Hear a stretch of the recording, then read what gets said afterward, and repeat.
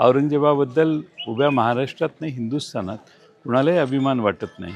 उलट सगळेच सर्व जाती धर्मातली लोक औरंगजेब क्रूर कर्म होता, औरंगजेब कपटी होता आणि औरंगजेबाने देशात कपटाने हा देश बळकवलेला होता, हीच भावना देशवासियांची आहे.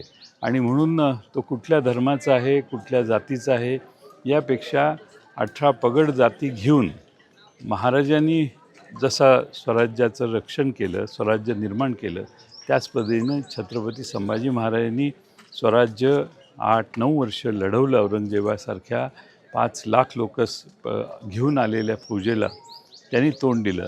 आणि म्हणून महाराष्ट्र आजही संभाजी महाराजांचं नाव अभिमानानं घेतो.